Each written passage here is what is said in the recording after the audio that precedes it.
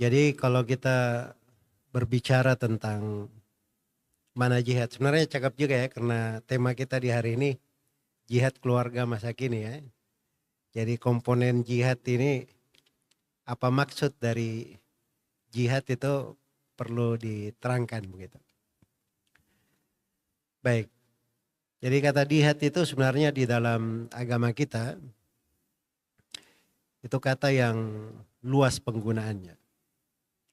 Sebab kadang digunakan di dalam sebagian ayat Al-Quran dan hadits Nabi SAW dalam makna secara bahasa dan kadang digunakan juga untuk suatu makna tertentu, suatu makna istilahi. Adapun secara bahasa jihad itu artinya seorang mengerahkan kemampuan. Dia memaksimalkan dari upaya dan usahanya. Karena itu kadang kita di bahasa Indonesia juga sudah membahasakan dengan kata mujahadah, bersungguh-sungguh, maksimal, full power.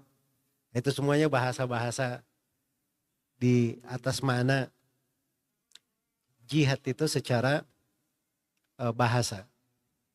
Adapun secara istilah, penggunaan jihad itu kadang digunakan untuk makna umum dan kadang digunakan untuk makna khusus. Untuk makna khusus. Karena jihad dalam makna umumnya itu cakupannya luas sekali. Cakupannya luas. Diringkas dalam 4 hal. Ada jihad di dalam jihad terhadap diri sendiri, namanya jihadu an-nafs, jihad terhadap diri sendiri. Ini jihad pada diri sendiri ada tingkatan-tingkatannya. Iya. Kemudian ada jihad terkait dengan dosa-dosa, maksiat, kemungkaran, kemunafikan. Terus ada jihad terkait dengan jihadul kuffar. Jihad al-kuffar. Iya. Dan ada jihad juga namanya jihadul syaitan. Jihad melawan syaitan. Nah, ini kalau dirinci 4 hal ini itu bercabang lagi. Misalnya jihadun nafs. Jihad membenahi diri sendiri. Karena Nabi SAW bersabda, al-mujahidu man jahada nafsahu.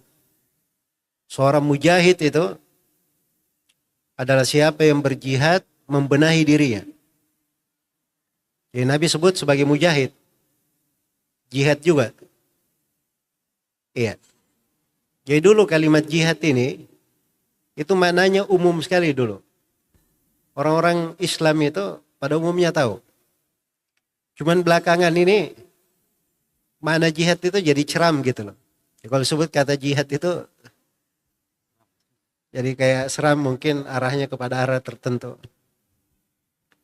Nah, itu setelah terjadi kejadian beberapa perbuatan aksi terorisme dan seterusnya, akhirnya kadang orang-orang kalau disebut jihad, pikirannya, opininya terbawa ke sana. Mindsetnya selalu mengarah ke sana. Nah, ini sebenarnya perlu diluruskan ya, tapi kalau kita mau biasa-biasa saja, sebelum kejadian-kejadian itu, kita selalu dengar tuh, orang-orang di mimbar-mimbar, di khutbah-khutbah, ya kita harus berjihad, supaya kita sholat 5 waktu pada tempatnya, pada waktunya secara berjamaah. Kadang dibahasakan jihad tuh. Di bulan Ramadan aja kita dulu waktu masih sekolah, anak-anak remaja juga menghidupkan bulan Ramadan itu kita diajari itu sebagai jihad gitu. Ya. Jadi maksudnya jihad ini kalau dari sudut penggunaan secara umum cakupannya luas. Apalagi dia jihadun nafs.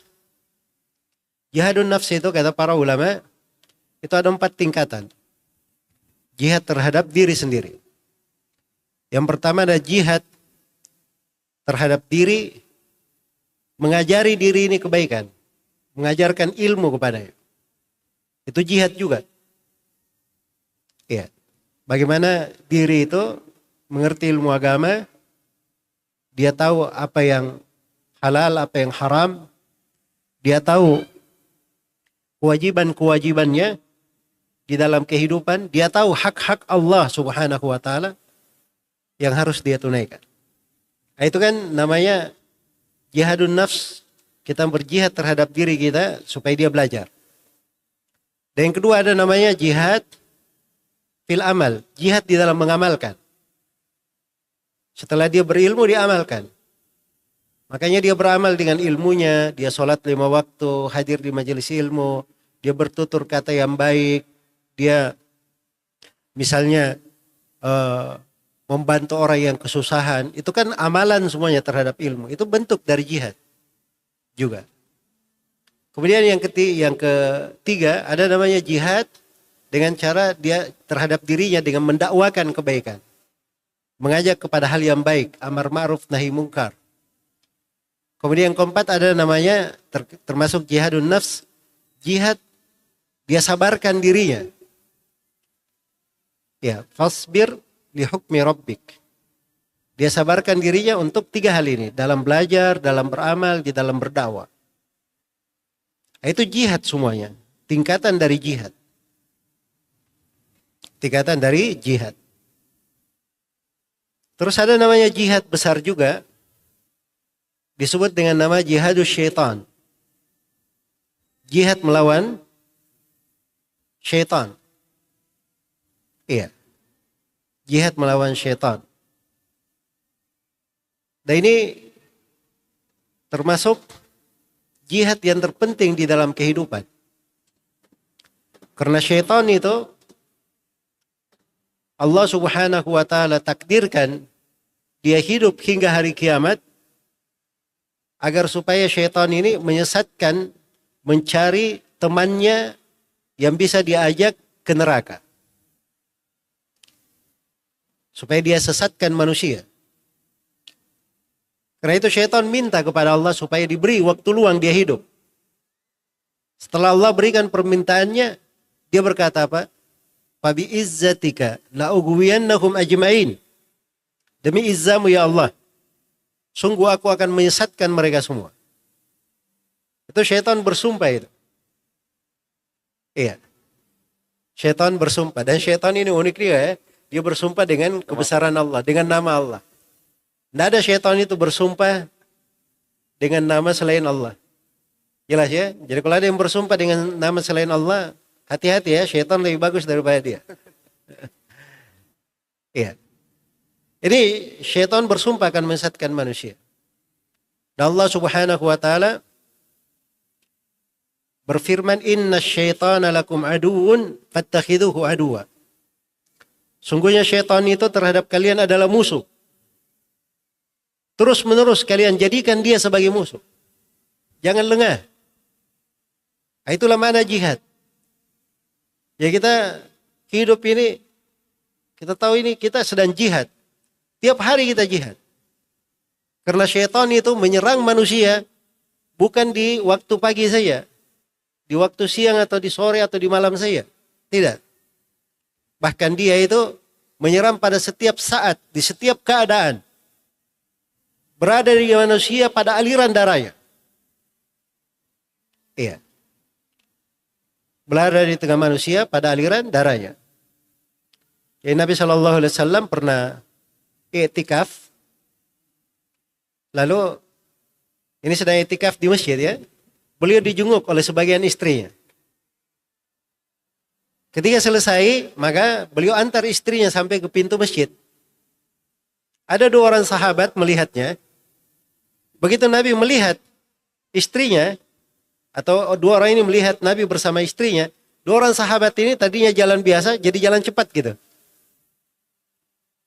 Kata Nabi SAW, ala rislikuma, Pelan-pelan kalian berdua. Innaha Sofia. Dia ini istri saya Sofia. Maksudnya jangan sangka macam-macam gitu. Ini istri saya Sofia.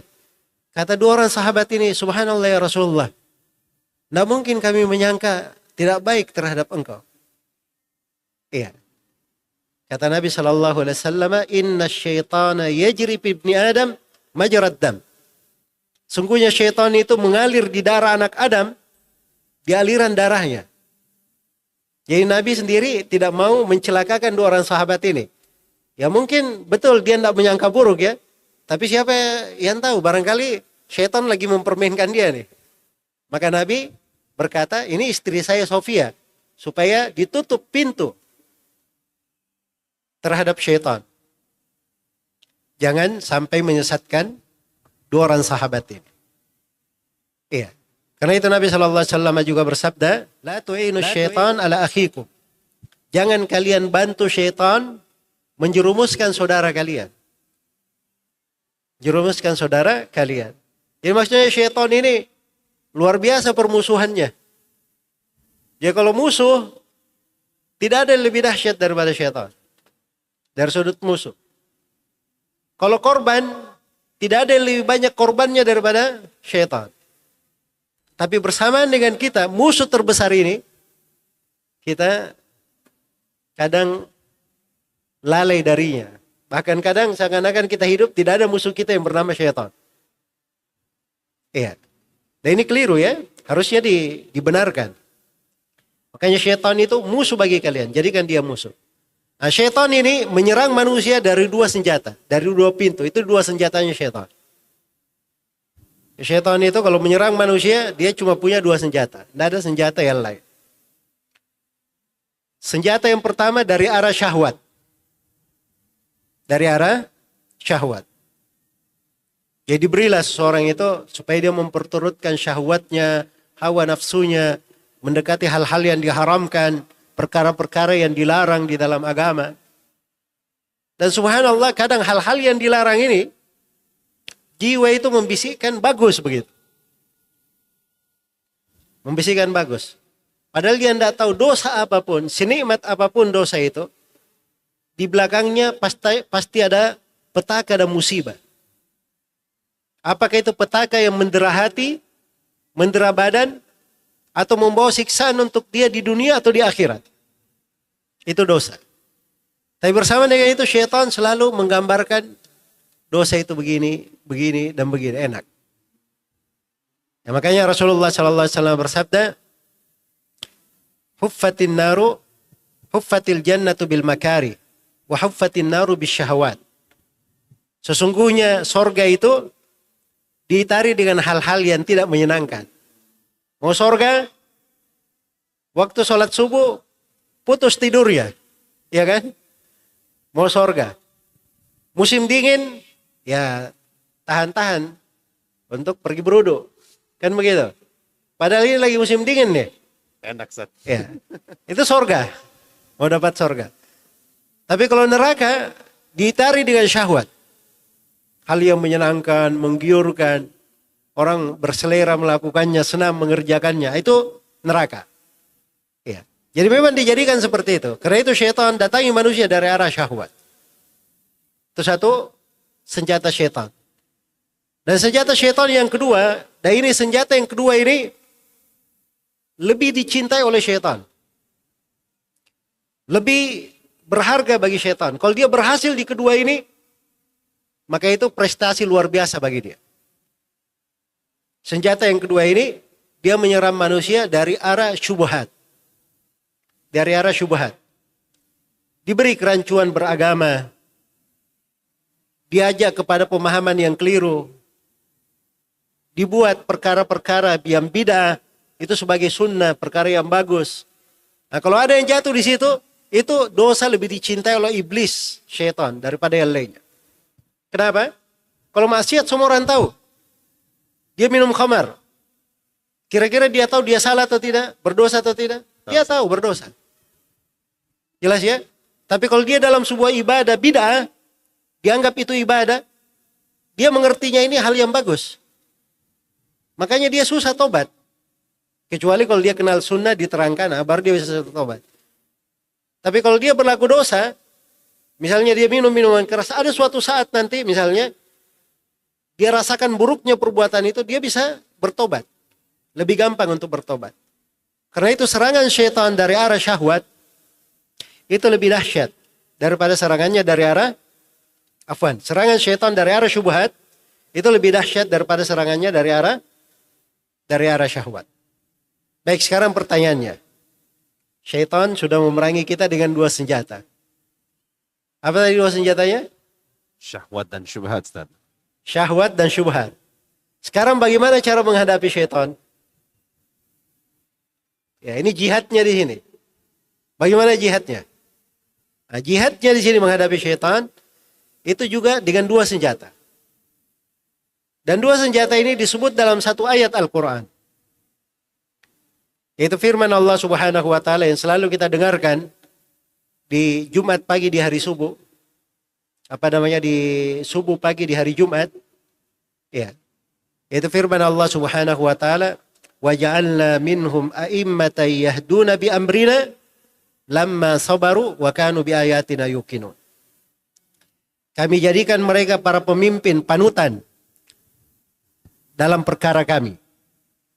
Tatkala mereka bersabar, 1, dan tatkala mereka yakin terhadap agama kami. Karena itu banyak dari ulama mengatakan bis-sabri wal yaqin tunalul imamatu fid din. Dengan sabar dan yakin akan diraih kedudukan tinggi di dalam agama. Dengan sabar ini itu senjata menghadapi syaitan dari arah syahwat. Karena syahwat itu orang mendekati syahwat, pokoknya dia kurang kesabaran. Kurang kesabaran. Makanya dia perturutkan syahwatnya. Dan senjata yang kedua namanya yakin. Yakin itu tingkat ilmu. Seorang sampai ke derajat dia tidak ada keraguan di situ.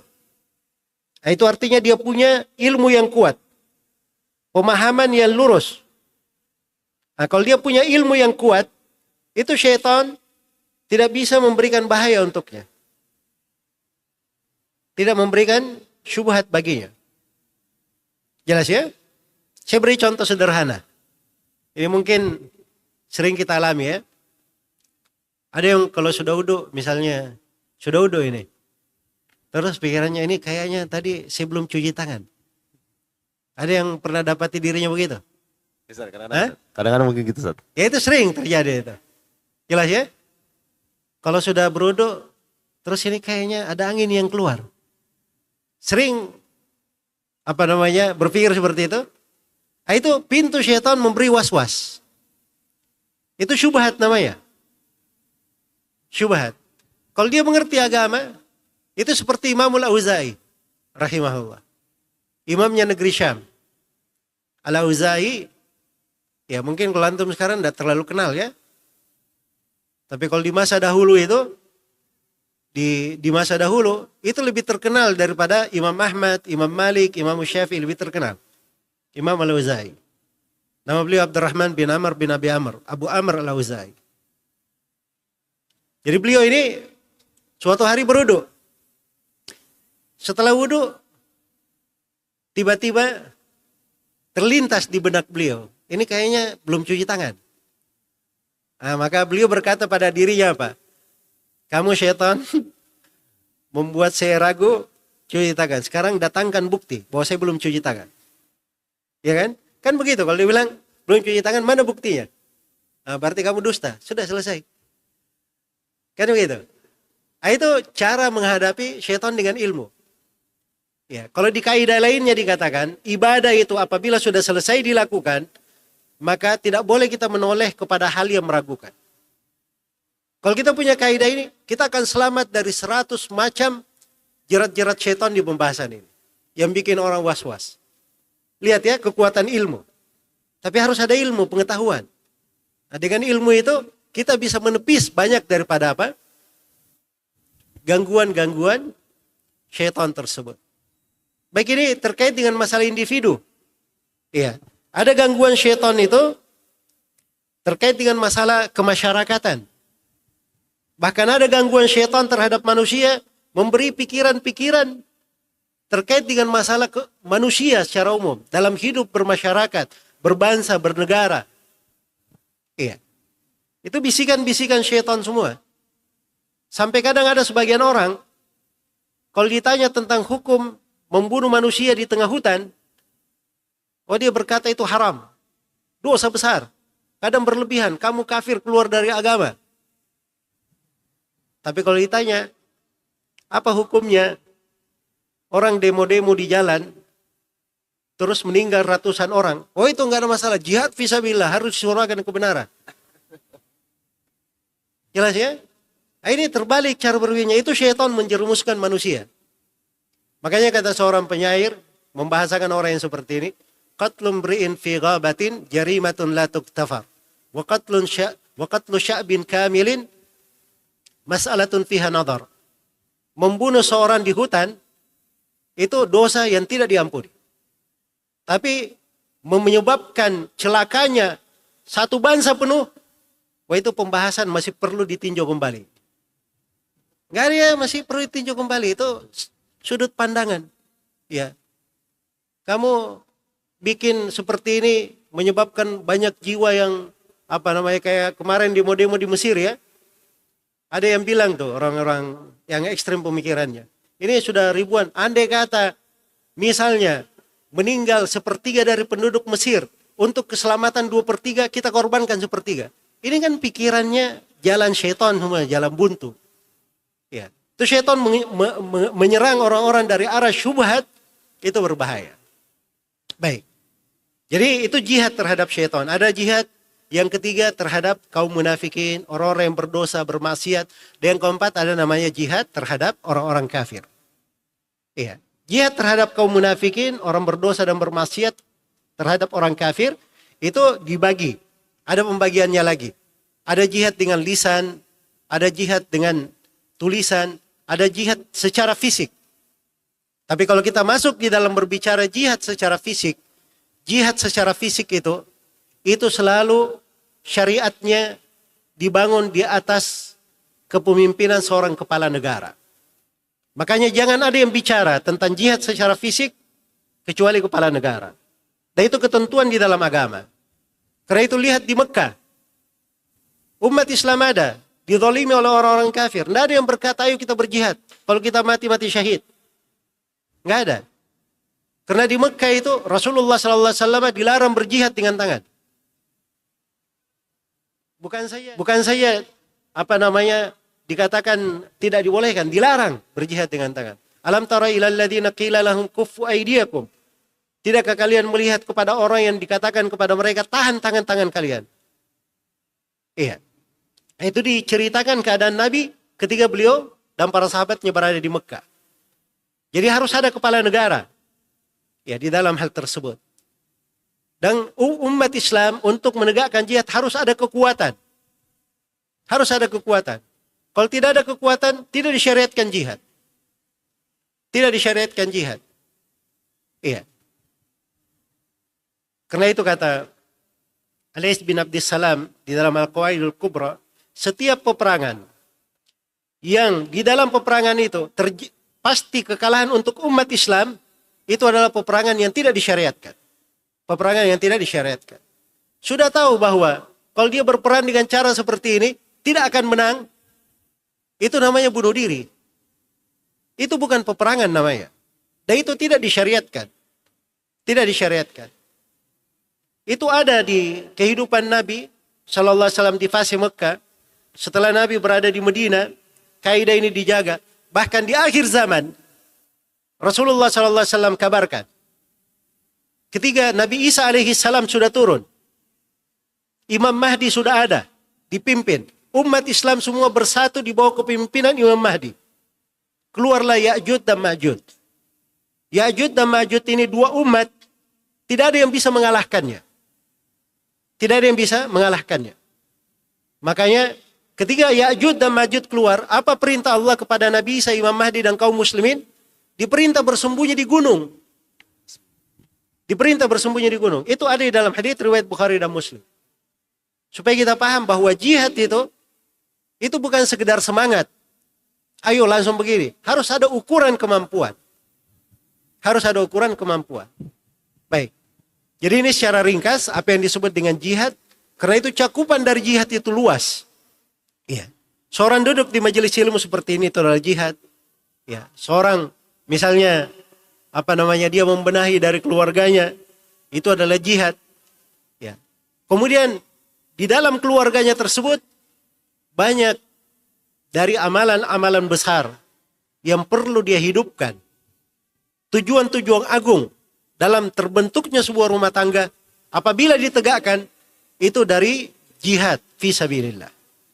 Baik, itu mungkin ya terkait dengan masalah jihad. Masya Allah. Panjang juga Ustaz, Masya Allah.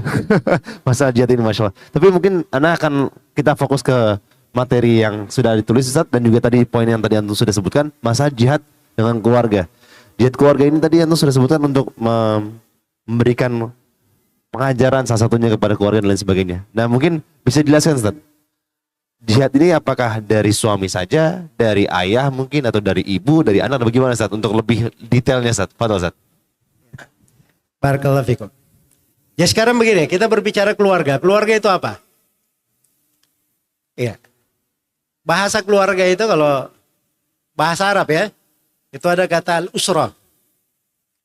Al-usrah itu dikatakan usrah karena dia satu kelompok terikat dengan ikatan tertentu.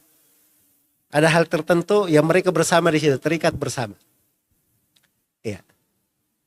Jadi kadang disebut dengan nama ailah. Karena mereka dalam sebuah keluarga itu sama-sama saling memerlukan, saling membutuhkan. Saling membutuhkan. Makanya disebut keluarga. Ya mana keluarga seperti itu ya. Kalau disebut keluarga, ya dia dalam sebuah rumah tangga ada komponennya. Ada ayah, ada ibu. Ya kan? Kadang lahir darinya keturunan. Ya namanya keluarga, dia juga ada terikat. Ini suami, dia kan punya ayah dan ibu juga. Punya keluarga-keluarga yang lain. Ya. Jelas ya? Jadi itu semuanya masuk kalau di makna keluarga kita ya, di bahasa Indonesia. Baik. Jadi keluarga ini membentuknya itu adalah suatu hal yang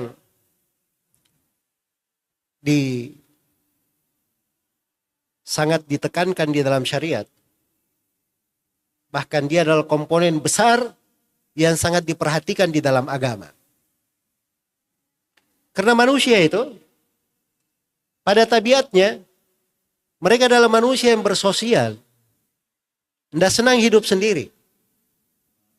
Tabiat manusia itu dia tidak senang hidup di hutan sendirian. Dia senangnya hidup bersama. Maka sebagiannya memerlukan terhadap sebagian yang lain.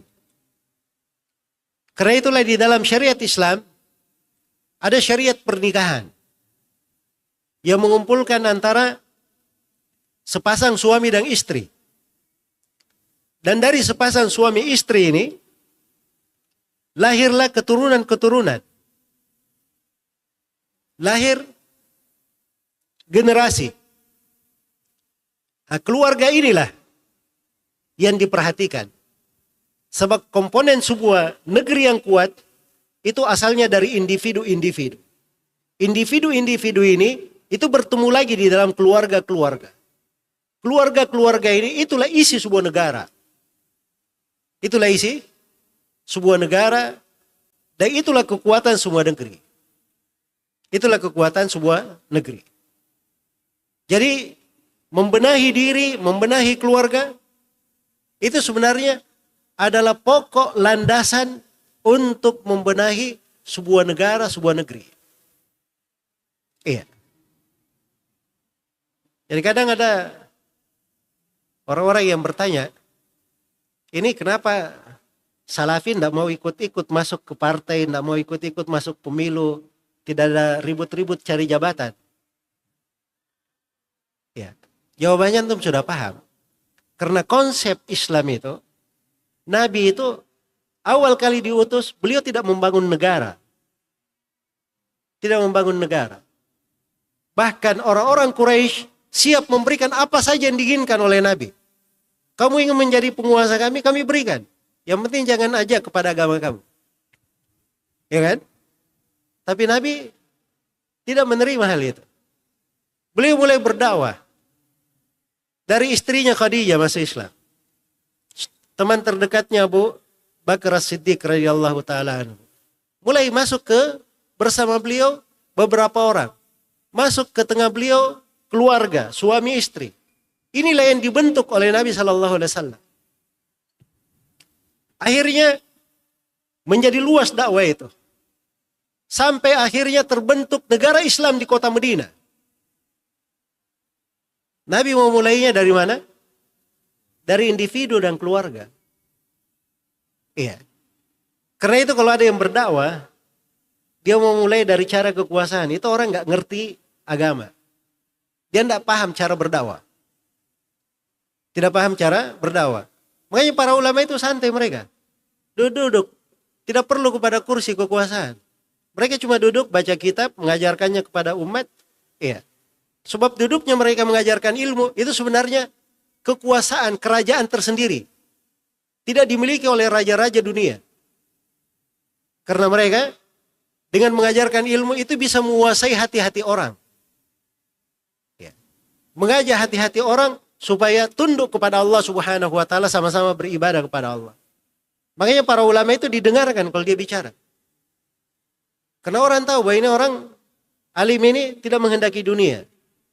Dia tidak perlu kursi dan kekuasaan. Tidak perlu. Ya. Dan dia tahu bahwa si alim ini orang yang menghendaki dirinya selamat dari api neraka. Dia kalau berbicara, dia berbicara untuk keselamatan dia. Keselamatan orang yang dia bicarai. Iya. Karena itulah membentuk keluarga itu dimulai dari membentuk kekuatan sebuah negeri dimulai dari individu dan keluarga-keluarga. Ya karena itu penting sekali dari sudut keluarga itu. Sekarang saya ingin menjelaskan ya. Nah, di sinilah bentuk jihadnya ini kalau kita mau bicara di kondisi jihadnya. Baik. Tegaknya sebuah keluarga Islami itu apabila dia menegakkan maksud dan kehendak syariat dengan terbentuknya keluarga itu. Iya.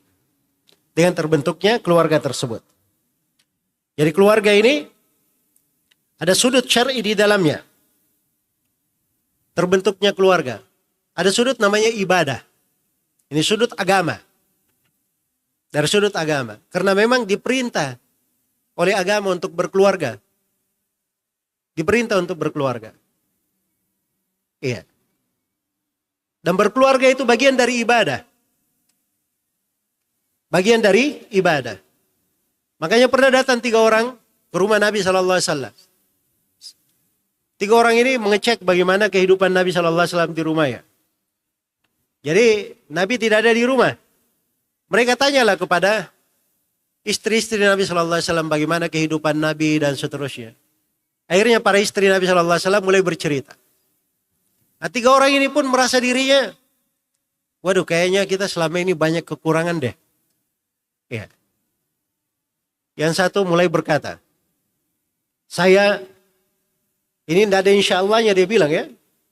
Nah, saya akan berpuasa setiap hari selama saya hidup. Selama-lamanya. Tidak akan berbuka.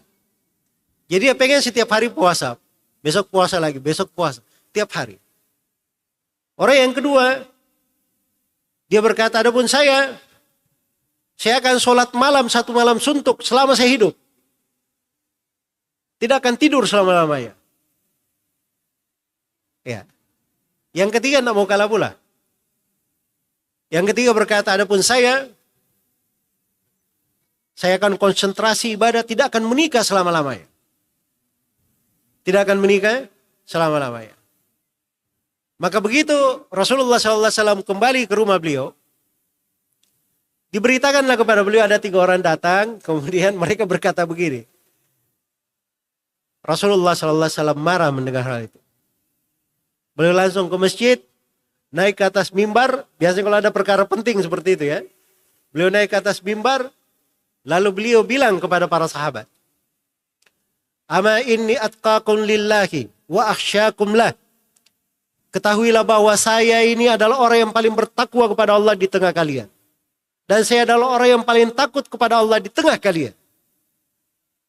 Walakinni asumu uftir. Tapi kadang saya puasa, kadang saya berbuka. Aku mu'anam.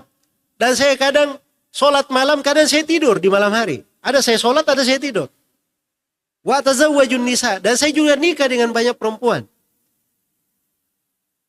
Kemudian kata Nabi SAW, "Faman ragiba an sunnati falaysa minni." Siapa yang tidak senang dengan sunnahku, maka dia tidak termasuk dari saya. Iya. Maka menikah itu dari sunnah Nabi SAW. Itu dari sudut agamanya. Bukan sunnah Nabi saja.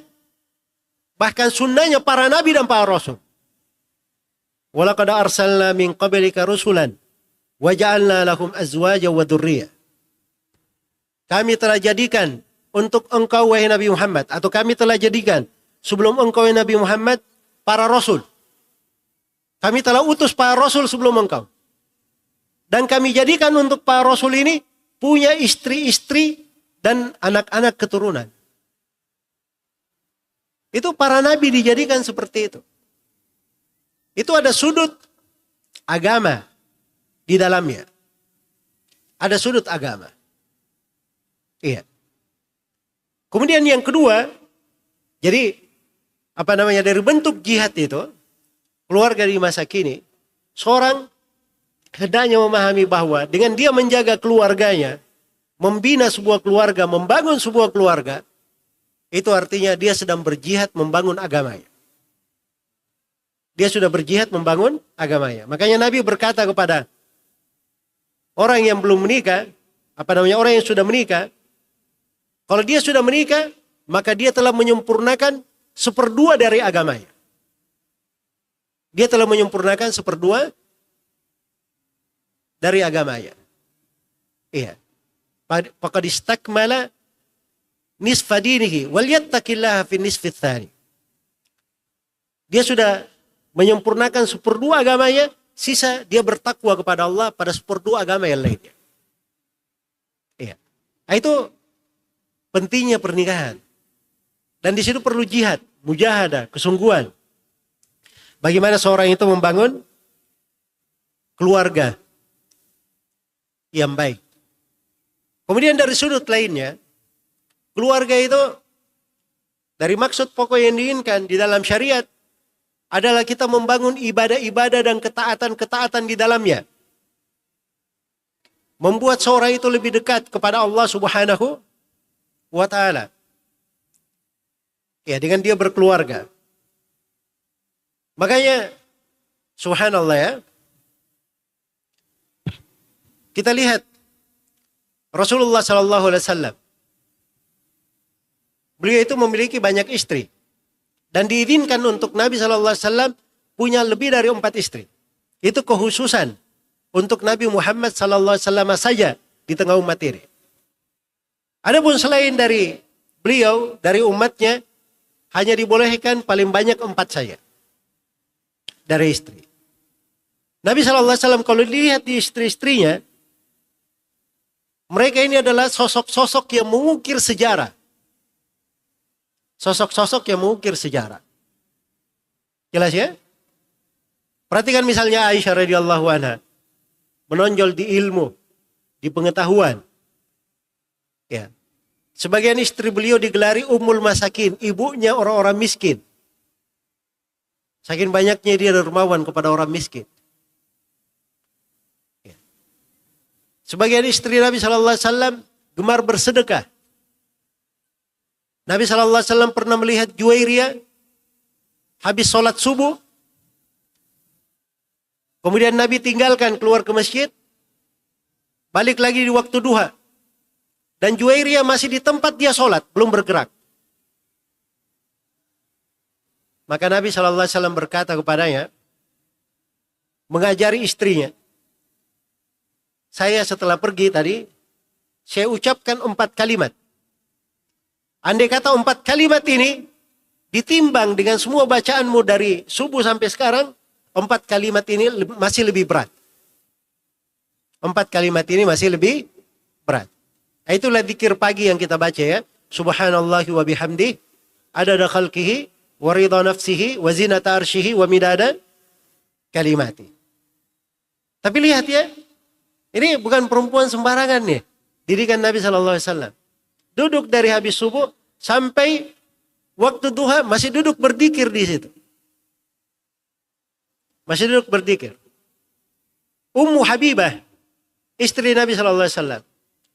Beliau mendengar dari Nabi SAW sebuah hadits tentang sholat 12 rakaat rawatib sehari dan semalam.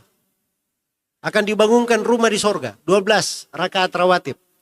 Apa 12 rakaat ini? 4 rakaat sebelum duhur, 2 rakaat setelah duhur, 2 rakaat setelah maghrib, 2 rakaat setelah isya, dan 2 rakaat sebelum subuh. 12 semuanya. Kata Ummu Habibah, setelah saya dengar hadits itu dari Nabi SAW, tidak pernah saya tinggalkan. Tidak pernah saya tinggalkan. Jadi itu fungsi dari rumah tangga jihadnya itu membangun ibadah-ibadah. Membangun ketaatan-ketaatan. Dan banyak sekali ketaatan di dalam berumah tangga. Banyak sekali ketaatan dalam berumah tangga. Sekedar dia berakhlak yang baik kepada keluarganya. Ya, tersenyum kepada keluarganya saja, itu sudah dihitung sedekah. Sudah dihitung sedekah. Jadi banyak sekali kebaikan yang bisa didapatkan di dalam hal tersebut. Baik, kemudian dari hal yang ketiga, dari jihad di keluarga, ada jihad dari sudut akhlak. Dari sudut akhlak. Karena di antara maksud dan tujuan sebuah keluarga Islami adalah membangun akhlak yang mulia. Membangun akhlak yang mulia. Karena itu dipuji orang-orang yang menjaga kehormatannya. Walladzina hum li furujihim hafizun. Orang-orang yang beriman itu adalah orang-orang yang menjaga kemaluannya. Allah Subhanahu wa taala berfirman, "Kullil mu'minina yaghuddu min absarihim wa yahfadhu furujahum." Katakanlah kepada laki-laki mukmin supaya menundukkan pandangannya dan menjaga kemaluannya. Dan terhadap perempuan mukminah juga Allah berfirman, "Wa kullil mu'minati yaghuddna min absarihinna wa yahfadna furujahunna." Dan katakanlah kepada para perempuan mukminah supaya menundukkan pandangannya dan menjaga kemaluannya.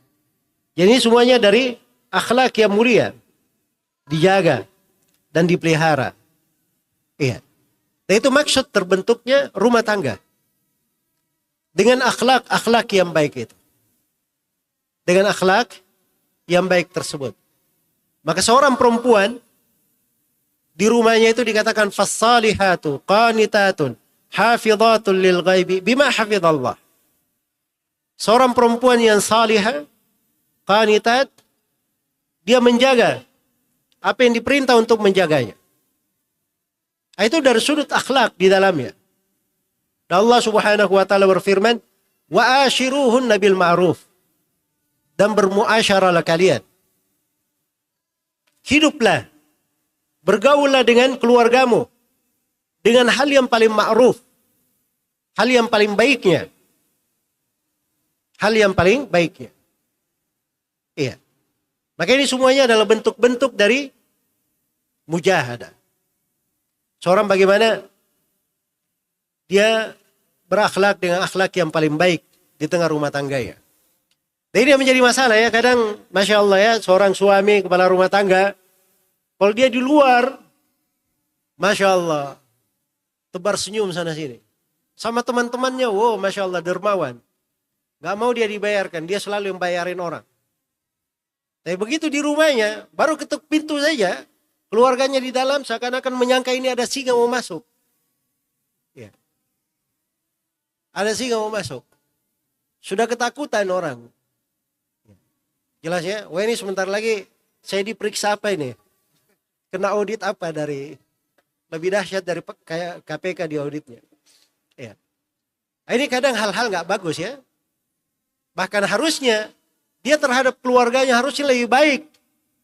Karena itu kata Nabi SAW, khairukum li ahlihi. Sebaik-baik kalian adalah orang yang paling baik untuk keluarganya. Orang yang paling baik untuk keluarganya. Karena itu Nabi SAW bersama dengan beliau kepala negara. Beliau adalah pimpinan umat. Beliau adalah seorang nabi. Beliau segalanya di tengah umat ini. Tapi bersama dengan itu Aisyah pernah ditanya, Rasulullah itu kalau di rumah apa yang dia kerja? Kata Aisyah radhiyallahu taala anha, kana fi mihnati ahlihi. Nabi itu kadang mengerjakan pekerjaan istrinya. Kadang dia kerjakan pekerjaan apa? Istrinya. Kalau sudah waktu sholat, dia keluar pergi sholat. Itu sudut akhlak bagus ya. Tapi jangan jangan sampai mendengar ini istri itu kerjanya ke suami. Kamu kayak Nabi dong. Nih bantu gua masak nih. Ya. Ngepel sana, cuci piring. Jangan berlebihan seperti itu ya. Semua orang itu tahu apa pekerjaannya masing-masing. Dan itu dilakukan oleh Nabi, itu bukan kewajiban beliau. Tapi itu dari berbuat baik kepada siapa? Kepada keluarganya. Ya jadi saya harus seimbang ini ya. Saya harus seimbang. Jangan saya beri hadits perempuan saja terhadap suami. Sekarang saya beri sebaliknya. Ya, suami terhadap istrinya. Saya ingin beri satu riwayat ya. Ini hadits menakjubkan. Ya, saya sengaja mau baca hadits ini karena hadits ini jarang-jarang ya ada yang membacanya.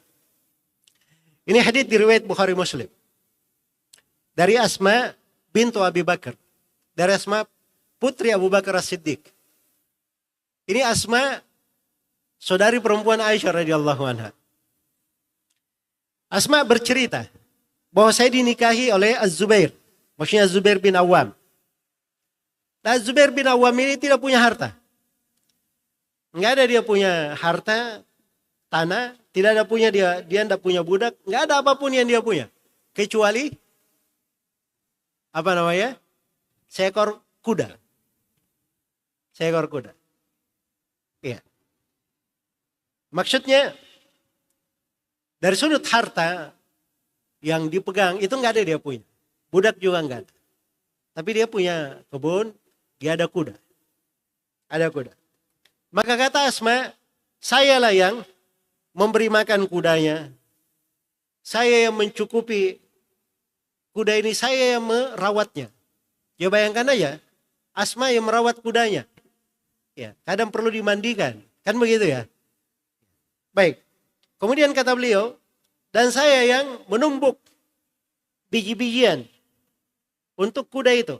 Makanannya. Asma juga yang menumbuknya. Ini bukan misalnya kudanya di bawah itu rumput sana, makan rumput. Padang pasir, makan dari mana?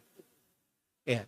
Biasanya diambilkan sesuatu, jerami yang sudah disimpan, harus ditumbuk, dipotong-potong, atau diambilkan dari biji-bijian, ditumbuk, diberikan ke kuda.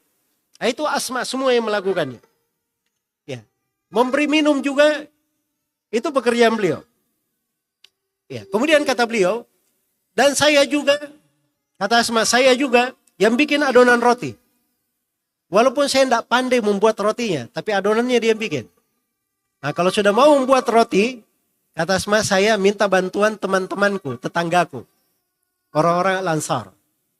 Dan orang perempuan Al-Ansar ini, kata Asma, adalah perempuan yang sangat tulus sekali. Nah, ini kehidupan mereka ya. Jadi ketemu pula tetangga-tetangga yang baik. Ya membantu, membantu saudarinya supaya bisa lebih berbakti kepada suaminya. Nah, ini tetangga-tetangga bagus ya. Tapi kadang ada sebagian tetangga kalau di masa kini ya, dan ini bagian dari jihad juga. Ya, kadang istrinya Masya Allah bagus. Setelah hidup bertetangga di suatu tempat, malah banyak hal-hal negatif yang yang masuk. Ya, karena mulai ya, apalagi perempuan masa kini, apalagi sering lihat sesuatu di HP dia, atau ada tontonan-tontonan di layar televisi. Nah, itu paling sering membandingkan. Wah, ini kenapa ya suami saya kayaknya kurang ganteng. Wah, ini kayaknya, suami saya kayaknya kurang lembut. Ya terlalu kasar. Akhirnya sudah pandai menilai gitu. Dahulu nggak ada dia berpikir seperti itu. Ya. Nah, ini dari masalah-masalah di masa kini. Jadi kalau kita lihat di kehidupan para sahabiat ini luar biasa ya. Terus yang paling sebenarnya di kisah ini juga dikatakan oleh Asma, dan saya membawa biji-bijian itu dari kebunnya Az-Zubair, suaminya. Kebun ini diberikan oleh Nabi untuk Az-Zubair. Saya bawa bijian-bijian itu di atas kepala saya. Letak kebunnya 2/3 mil. 2/3 parsah. 2/3 apa? Parsah. Tahu antum satu parsah itu berapa? Satu parsah itu 3 mil. 1 mil kita itu hampir 2 kilo. Ya, jadi kalau 2/3 berarti 2 mil. Sekitar berapa? Hampir 4 kilo dia berjalan membawa bijian dari kebun. Ya, dari kebun. Jadi berbeda ya dengan ibu-ibu masa sekarang. Ya, mau beli sesuatu dekat aja, dekat tuh di depan mata dia tuh. Jauhnya kayak pulang kampung. Dan kadang harus perlu dengan adanya aplikasi menggampangkan sekarang. Memang itu lebih bagus ya. Bagus, kemudian lebih mudah juga. Tapi maksudnya kita lihat perbandingan-perbandingan dengan orang di masa dahulu. Supaya kita kenal bahwa banyak nikmat yang Allah berikan kepada kita. Banyak nikmat yang Allah berikan kepada kita. Iya. Dan ringkas ceritanya, Asma bawa biji-bijian di atas kepalanya. Di tengah jalan ketemu Nabi SAW dan para sahabat. Maka Nabi berkata kepada kudanya, ih. Maksudnya isyarat supaya kuda ini turun begitu. Kemudian beliau perintah Asma supaya naik. Ke belakang dibonceng. Ya. Nah itu kata para ulama, dibolehkan membonceng itu kalau memang ada jarak dan tidak ada fitnah. Dan ini nggak ada masalah karena yang di situ Nabi bukan sendiri, bersama siapa?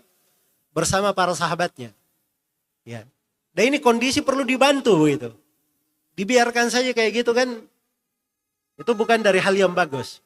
Tapi subhanallah Asma tidak mau. Dia lebih memilih mengangkat bijian di atas kepalanya sampai ke rumahnya. Kenapa tidak mau?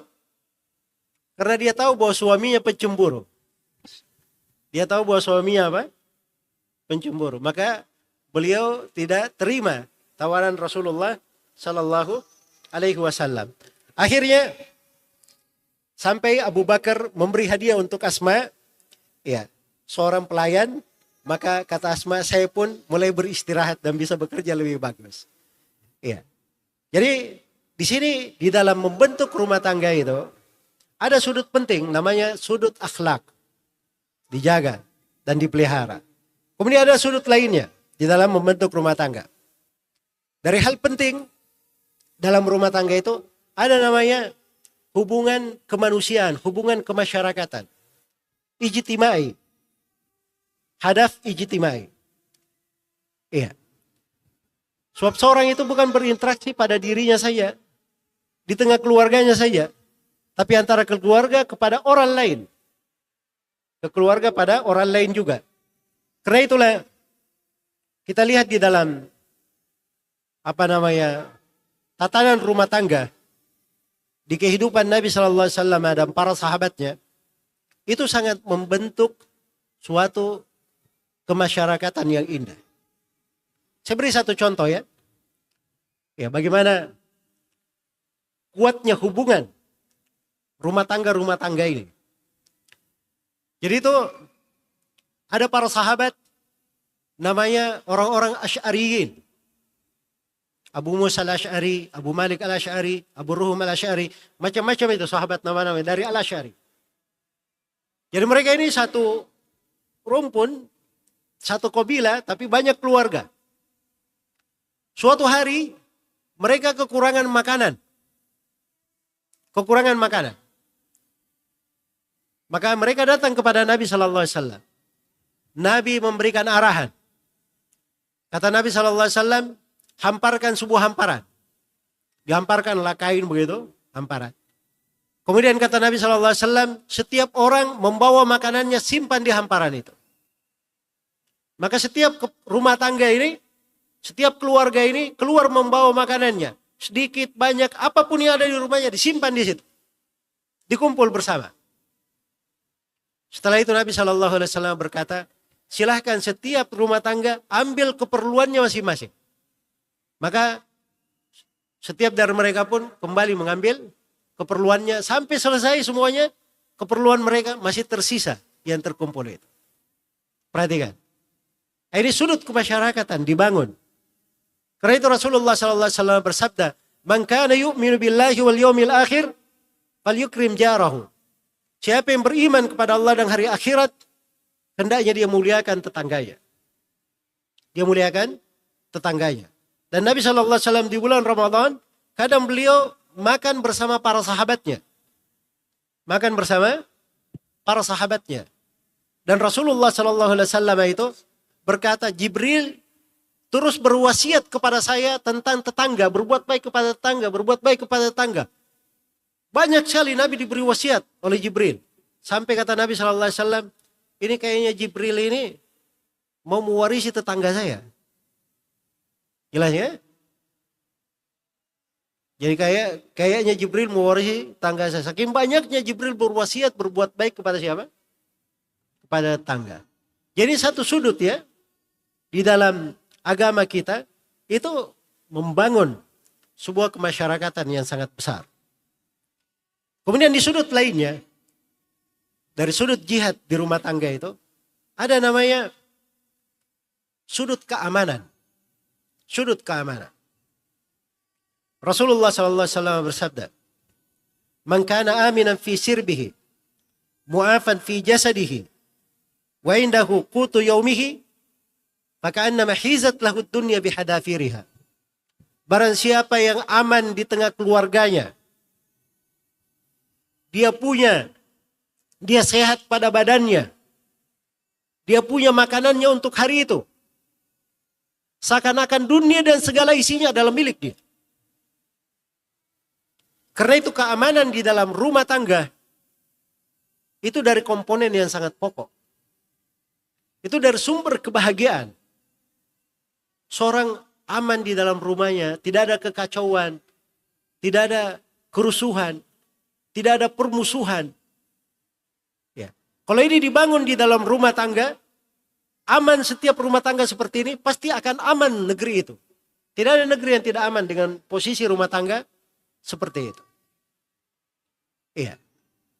Dan ini dari pokok keamanan, itu kaitannya dengan agama. Kaitannya dengan mindset, cara dia berpikir. Kadang ada orang, cara berpikirnya yang membuat manusia tidak aman. Akhirnya kadang lisannya mengganggu orang. Dan kadang dari lisan yang mengganggu orang, menular kepada tangannya, ikut juga mengganggu orang. Ya, di dalam rumah tangga hilang dari keamanan disebabkan karena hal tersebut. Maka dari jihad keluarga di masa gini, itu menjaga keamanan dari sektor keamanan berpikir. Ya. Dan ini yang biasa berada di tangan manusia ini, ya, dari HP, tablet dan semisal dengannya, apa yang dilihat, ini mempengaruhi pikiran. Sehingga kadang anak-anak nggak tahu, anak kecil, dari mana kamu belajar memukul adikmu? Hah? Dari mana dia belajar? Lihatnya dari game. Atau mungkin dia nggak diberi game oleh orang tuanya, dia lihat tontonannya bagus. Begitu ada tontonan, ada iklan. Iklannya yang lewat seperti itu. Jelas ya? Ini dari tantangan kita di masa sekarang. Yang harusnya kita memperhatikan. Jadi sektor keamanan ini di dalam rumah tangga itu perlu dijaga. Perlu dipelihara. Itu namanya keamanan berpikir. Apalagi kalau dalam rumah tangga itu anaknya tidak diawasi. Orang tuanya tidak pernah mengajari apapun, tiba-tiba anaknya ikut jadi pelaku membunuh diri. Ikut menjadi orang-orang yang radikal. Dari mana dia dapat? Belajar dari internet. Lihat dari situs-situs. Tadinya santai ya, lihat buka biasa, Masya Allah. Ini saudara-saudara kita di Palestina, kita mengasihi mereka, merahmati mereka. Saya pikir itu semuanya adalah hati seorang muslim, pasti ya. Tapi dia nggak ngerti di belakang berita yang dia baca akan terhubung ke berita-berita ini begini. Akhirnya dapatlah orang-orang yang biasa mengajak jihad, mencela penguasa, mencaci maki pemerintah, memanas-matasi hati rakyat. Akhirnya senangnya mau memberontak, terjadilah kejadian-kejadian yang tidak diinginkan. Ya orang tua itu harus cerdas di dalam memberikan pengarahan. Makanya komponen rumah tangga itu dari hal yang penting, di rumah tangga itu ada rujukan yang benar. Iya. Kalau orang tuanya tidak bisa mengajari, maka paling tidak orang tuanya itu telah mendidik anaknya untuk belajar ke siapa. Berguru dari mana. Dan dia harus bilang, jangan ambil dari ini, jangan lihat ini. Ustadz fulan ini nggak bagus, dia harus bilang. Sebab kalau dia tidak bilang seperti itu, khawatir anaknya nanti akan mengambil dari orang-orang yang berpemikiran radikal seperti itu. Kenanya Ikhwanul Muslimin, Hizbut Tahrir. Ujung-ujungnya nanti memang asalnya dia cuma mengambil kejadian-kejadian yang menimpa kaum muslimin. Kita memberi santunan, bantuan. Lama-lama keluar, ayo kita boikot produk-produk. Oke, nggak ada masalah. Kita boikot. Saya juga dari dulu kalau nih sama teman-teman, ayo kita lewat sini. Saya bilang saya anti ini. Mau bilang Amerika, mau ini, saya nggak makan di situ. Itu saya pribadi nggak ada masalah. Tapi saya ajak orang itu bukan wewenang saya, itu wewenang pemerintah. Itu bukan wewenang saya, itu wewenang siapa? Pemerintah kalau mau mengajak orang.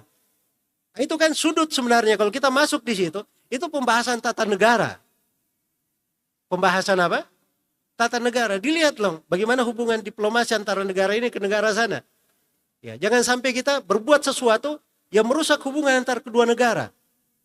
Ya, kecuali kalau negara yang berkata boikot ini, boikot itu, silahkan, tidak ada masalah. Tidak apa-apa diterang-terangkan, karena memang negaranya sudah apa? Sudah memberikan arahan untuk hal tersebut. Nah, itu kadang masuk di ranah, nanti berpindah lagi. Setelah itu, oh enggak, kita akan berangkat untuk bantuan kemanusiaan. Ya, betul, berangkat bantuan kemanusiaan. Tiba-tiba sudah jago pegang senjata. Sudah jago meledakkan bom. Dapat dari mana kamu senjata dan bom itu? Sudah bisa dia hitung. Harga rudal sekian dolar. Dari mana kamu tahu pengetahuan itu? Katanya kerja kemanusiaan. Ya kan? Nah, itu hal-hal yang kadang seorang itu harus paham. Bahwa tahapan-tahapan menyeret anak-anak muda generasi kita kepada hal yang tak baik. Itu ada jalur-jalur yang tidak aman. Iya. Karena itu paling amannya itu untuk sebuah keluarga. Keluarga itu dia tahu. Anaknya itu keluarganya belajar dari guru siapa. Dia lihat dari guru ahli sunnah. Kenal dari akidah as-salaf. Bagus manhajnya. Guru ini cinta. Menasihati dia. Senang kalau dia dan keluarganya masuk surga. Ya. Dia ahli di bidangnya. Itu dia ajari. Belajar dari guru yang seperti itu. Jangan dibuat bebas. Inilah yang menyebabkan hilang dari keamanan di dalam berumah tangga. Jadi ada sektor keamanan. Apabila sebuah keluarga itu aman, maka aman sebuah negeri itu. Akan menjadi aman sebuah negeri. Di sudut lain ada namanya sudut perekonomian. Di sudut perekonomian. Rumah tangga itu adalah sumber perekonomian. Iya. Perekonomian sebuah negara itu bukan hanya sekedar aset. Tapi ada pelaku-pelaku perekonomian di dalamnya. Dan pelaku-pelaku itu individu dan keluarga. Individu dan keluarga. Dan ada bentuk dari perekonomian itu dibangun dari keluarga-keluarga. Bahkan yang besar pun sudah bentuk. Yang dalam bentuk perusahaan besar. Kadang perusahaan besar itu manajemennya milik keluarga. Tapi membuat hal yang bagus di tengah manusia. Karena itu ini sudut dipelihara di dalam agama. Nah, maka jihad di dalam hal ini itu luas sekali ya, luas sekali pembahasannya. Saya belum berbicara di hal yang lain ya, di sudut kesehatan, ya, di sudut kebersamaan, ya, dan ada sudut-sudut yang lainnya. Saya kembalikan dulu kepada, kayaknya sudah terlalu panjang saya bicara. Masya Allah, Zat. Ini kalau misalnya ada pertanyaan lagi kayaknya makin panjang, Zat. Jadi sekarang kita persilakan kepada audiens, para jemaah yang memiliki pertanyaan silakan angkat tangan. Kemudian nanti akan dipersilakan untuk memberikan pertanyaan ya. Panitia. Oke, 2 pertanyaan dulu ya. Kita juga karena ada keterbatasan waktu. Persilakan. Yang tadi angkat tangan 1, Dua, ya. Dua dulu ya, sabar. Kita mulai dari kondisi waktu juga. Silakan. Mas yang depan dulu, habis itu baru Mas yang sebelah sana. Silakan. Yang depan dulu Mas. Ini nih. Sebutkan nama, domisili, kemudian pertanyaannya.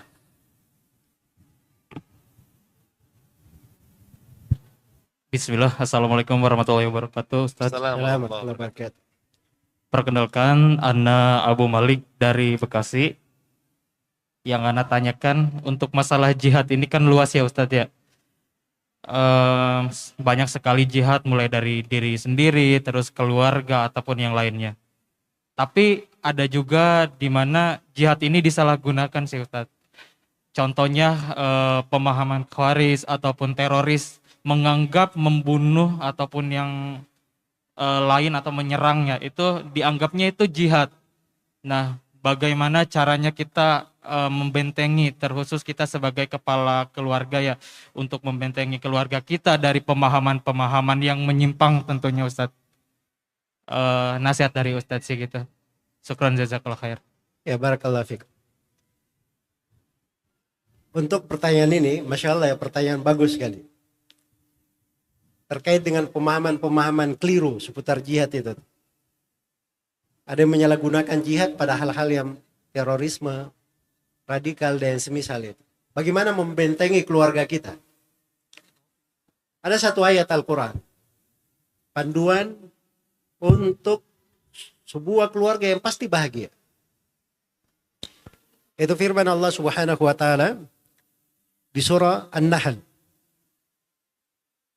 Man amila salihan min dzakarin aw untha wa huwa mu'min falanuhyiyannahu hayatan thayyibah. Barang siapa yang beramal salih dari laki-laki maupun perempuan dan dia adalah seorang mukmin, maka sungguh kami akan memberikan kepadanya kehidupan yang thayyibah, kehidupan yang baik. Akan memberikan kepadanya kehidupan yang bahagia. Itu Allah jamin itu. Diberi kehidupan yang bahagia. Tapi ingat syaratnya ada berapa? Syaratnya ada dua. Syaratnya ada dua. Amalan salih dan keimanan seorang mukmin. Kalau dia mukmin, keimanannya benar, itu artinya akidahnya lurus. Akidah yang lurus ini, itu adalah benteng keluarga dari segala jenis kerancuan dan kesesatan pemahaman. Iya. Makanya perlu belajar. Orang-orang di masa dahulu itu mengajari bagaimana cinta kepada Abu Bakar dan Umar. Bagian dari iman. Cinta kepada siapa? Abu Bakar dan Umar. Sebab kecintaan kepada para sahabat itu ciri orang yang akidahnya lurus. Ciri orang yang akidahnya lurus. Sama Imam Al-Bukhari. Beliau terima dari lebih 1000 guru. Imam Al-Auza'i. Dia berpesan dari pokok sunnah adalah sekian. Dia sebut 10. Sufyan Ats-Tsauri. Beliau ditanya tentang keyakinan kalau penanya menghadap kepada Allah, muridnya namanya Syuaib bertanya kepada gurunya Sufyan Ats-Tsauri. Dia bilang, Sufyan Ats-Tsauri, beri saya dari keyakinan kalau saya berjumpa dengan Allah di hari kiamat, saya akan bilang bahwa Sufyan Ats-Tsauri yang mengajari saya. Iya. Maka Sufyan Ats-Tsauri mengajarkan dari keyakinan akidah, termasuk di dalamnya dari pokok-pokok misalnya taat kepada pemerintah dan seterusnya. Kemudian setelah itu Sufyan Ats-Tsauri berkata kepada muridnya, kalau engkau menghadap kepada Allah, kemudian Allah bertanya kepadamu, siapa yang mengajari kamu? Bilang, Sufyan Ats-Tsauri yang mengajariku. Setelah itu biarkan antara saya dengan Allah, saya yang bertanggung jawab. Itu orang yang punya keyakinan yang lurus itu terwarisi dari masa ke masa. Dan itu keimanan yang diajarkan oleh Nabi SAW kepada generasi muda. Kata Jarir bin Abdullah radhiyallahu taala anhu, kunna inda Nabi sallallahu alaihi wasallam wa nahnu fityanun hazawira. Fata'allamna al-iman qabla an nata'allama al-Qur'an, thumma ta'allamna al-Qur'an fasdatna bihi imana. Kata beliau, kami berada di sisi Nabi sallallahu alaihi wasallam dan kami adalah anak-anak muda yang baru mau dewasa. Apa yang mereka pelajari anak-anak muda baru tumbuh ini? Kata Jarir, kami belajar iman sebelum belajar Al-Quran. Kalian antum heran ya, iman beda dengan Al-Quran. Apa ini iman yang diajari? Inilah akidah yang benar, pokok-pokok keyakinan, jalan lurus dalam beragama. Itu sudah ditanamkan kepada para sahabat. Sahabat muda ini, seperti Ibnu Abbas diajari oleh Nabi SAW, ihfadillah ka yahfadka, ihfadillah tajidhu tujahak. Idza sa'alta fas'alillah wa idza sta'anta fasta'in billah. Peliharalah Allah, Allah akan menjaga kamu. Jagalah Allah, Allah akan menjagamu. Jagalah Allah, Allah akan engkau ketemukan selalu berada di hadapan. Apabila engkau meminta, mintalah kepada Allah. Kalau engkau mohon pertolongan, mohonlah kepada Allah. Dari kecil anak-anak muda sudah dididik seperti itu. Makanya kuat pegangannya. Iya. Karena itu keimanan pokok dari kebahagiaan. Yang kedua, amalan salih.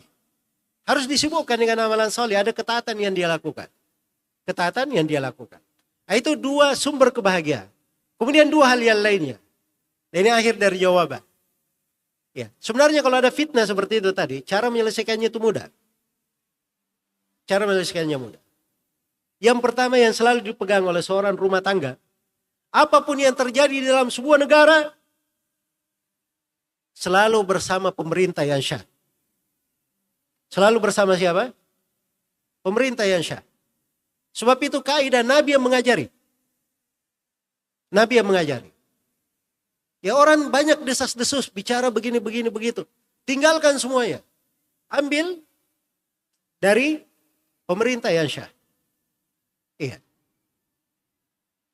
Karena itu kata Nabi SAW, Man atakum wa amrukum jami' ala qalbi rajulin wahid, fadribu unuqal akhiri minhuma kainan mankan.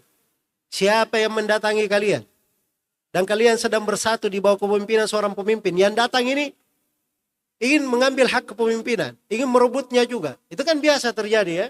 Desas-desus ini harus diganti dan seterusnya. Apa kata Nabi? Penggal leher orang yang terakhir datang itu. Siapapun dia. Jadi selalu yang diambil ukuran oleh Nabi, pemerintah yang syah. Sebab itulah kebersamaan. Iya. Dan itu titik ukur seorang itu seimbang, moderat, wasatiyah di dalam beragama. Tidak radikal, tidak pula dia menyepelekan. Kemudian yang kedua, itu tadi saya kembalikan kepada guru yang baik. Jadi seorang rumah tangga itu harus dia pastikan bahwa mereka ini berguru kepada orang yang baik. Orang yang lurus manhajnya satu. Kriteria guru yang baik, saya sebutkan tadi ada 4. Satu, dia lurus akidahnya, benar akidahnya. Yang kedua, lurus manhajnya, cara beragamanya benar. Dia mengikuti jalan Nabi dan para sahabat.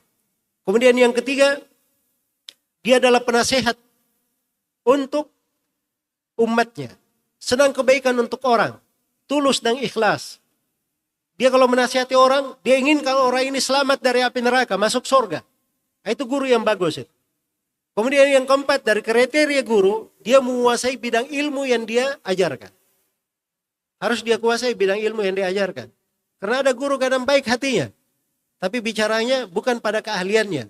Akhirnya bicaranya apa? Bicaranya kadang nggak nyambung atau bukan pada tempatnya. Baik, itu mungkin secara ringkas yang bisa saya jawab. Wallahu ta'ala. Tapi Ustaz, Masya Allah. Yang selanjutnya kami persilakan kepada Mas. Ya, mikrofonnya silahkan diberikan. Mungkin satu penanya terakhir ya sebelum kita tutup. Baik, silakan. Baik. Bismillah. Assalamualaikum. Jazakallah khair atas kesempatannya. Ustadz, perkenalkan, nama saya Ridwan dari Tangerang Selatan. Izin memberikan pertanyaan terkait dengan sudut sebagai seorang suami. Sudut sebagai seorang suami kan memberikan pengajaran kepada keluarganya bagaimana membentuk keluarga yang islami. Kalau kita lihat di zaman dulu, bagaimana menakjubkan kondisi-kondisi keluarga yang pada saat itu serba keterbatasan, tapi dengan keimanan yang sangat baik gitu. Nah, pertanyaannya adalah, bagaimana cara kita memberikan nasihat kepada keluarga dengan cara memberi contoh-contoh orang-orang yang terdahulu. Karena ketika kita katakan kepada mereka dengan contoh-contoh orang terdahulu, biasanya keluarga akan mengatakan, oh iya itu zaman dulu, beda dengan zaman sekarang. Barakallahu fikum. Zaman old, zaman now. Ya. Baik. Jadi ini juga pertanyaan yang bagus ya. Dan inti untuk jawabannya, benar bahwa kedua itu harus ada. Suri toladan harus ada. Dan suri toladan kita itu telah ditetapkan di dalam Al-Quran.